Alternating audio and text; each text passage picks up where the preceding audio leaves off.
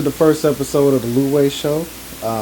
Today we're going to be discussing the so-called black on black crime and how it's depicted to make us look like savages.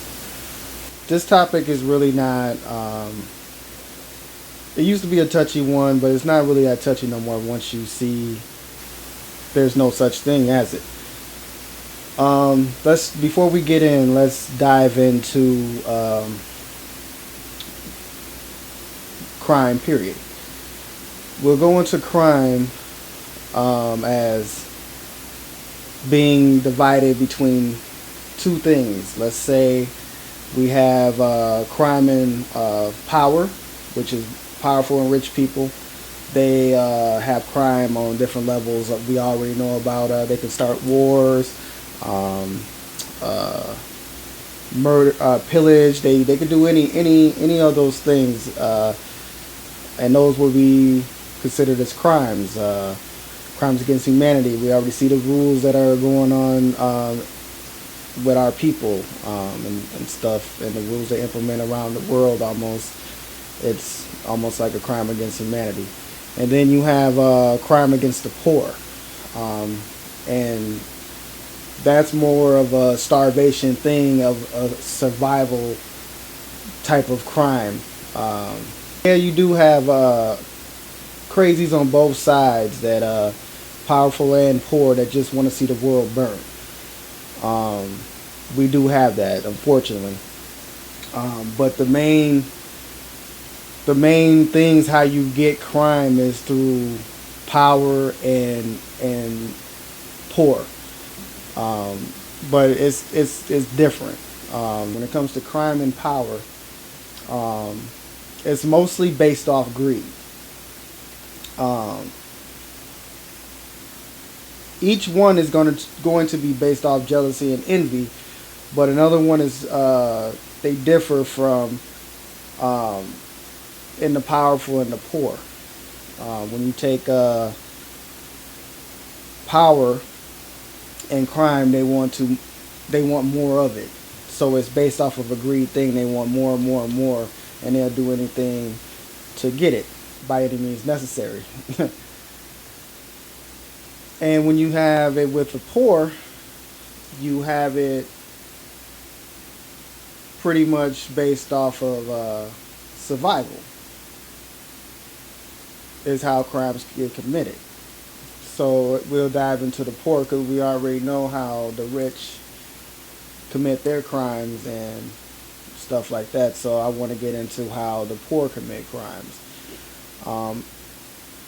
Unless you lose the will to live, you will do anything to survive. And that's just in the human nature, animalistic nature. Any physical form of a being that has knowledge or has the will to live will do anything to survive. So when you have it in the poor communities, or just say poor in general, you're going to get crimes, because people are starving. People are they want more, they want better. So that comes with and with that, it's buried into envy and jealousy.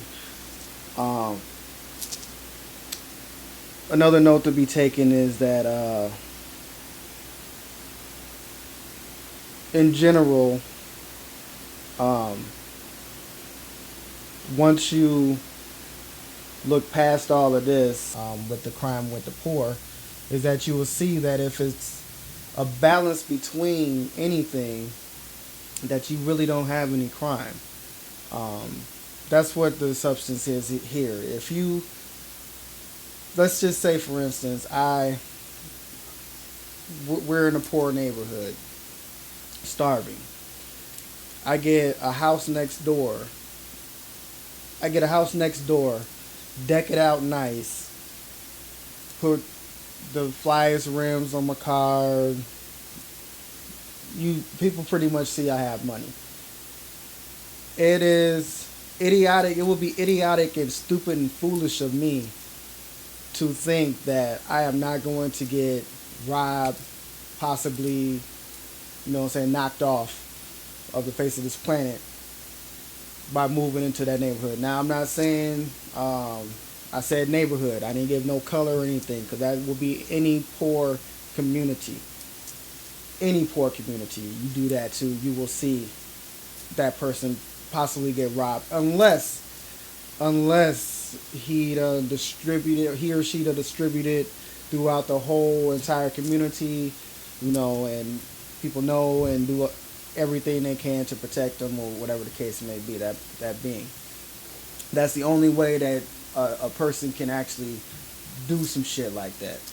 And then that's definitely in the poor community, but it's also in the rich community too. But it's just on another level. They ain't going after, murking you over stuff like this. It's over something a lot bigger things than that. So with that being said, it's that medium of balancing things out. Even with power and poor, if you balance things out, you won't have any crime. That's distributing wealth, because wealth comes with everything. Food, power, resources, all of that good stuff that a person needs. That I won't say survive, but they just need. It should be a human right to have and to enjoy. But when you take that out of the poor of the community and just give them scraps to fight, yeah, it's going to be crime ridden. With that being said, black on black crime is a complete hoax, and it's a narrative to continue with the bullshit that they put on us, pretty much confirming in their eyes of what they instilled into their history of way back then, and how we're savages and 3/5 of a human being type thing. So when we say to our own things, our own people, black on black crime, it's pretty much, I look at it as almost like a slap in the face, especially if you know the statistics of what things are. No one's going to listen, and there's killings in the community every single day, not just in ours, but in every poor community there is killings. The focus is on us is because we are the ones who are trying to fight and come out of this oppression. So when the focus is aimed at us, it's more looking like, oh, they don't care about themselves, they don't do this, when it's really how it's installed into us. See, this was installed into us to be like this from barbaric beings. What I'm saying about barbaric beings, the Vikings, they honor that code. The people who oppressed us and everything, that's their thing. There is no light side to put it. It's barbaric of how they installed the thinking and the thought process into us, erased our whole history and created it into something completely different. And we got our people out here falling for the same okey doke bullshit. But just pull it back, pull the book back, and you'll see the words clearly, as I did, and you will see that the spotlight is on us because of this reason. It's pretty much like them saying that they can't even save them. They can't save themselves. Only they can save us. That's why they make the laws for us, so they can save us from ourselves, like we some type of fucking savages or some shit. And we're not savages. We're trying to eat just like they are. I won't go as far as say live the American dream or anything, because that is a whole nother topic of what I get into in another episode. Sorry for the cutout. This is my first episode. Nervous, jittery, emotional. A lot of emotions flying. I'm excited. Want to give these good words out to you guys. These good conversations. And thanks for tuning in. Thanks for watching. Go on my YouTube page, The Lou Wei Show. Hit the like button, share it, support it, subscribe to it, to my YouTube. And yeah, look forward to keeping this going, keeping it going and going, and give you guys the good word. Look forward to seeing you episode 2 and beyond. Peace, love, and balance.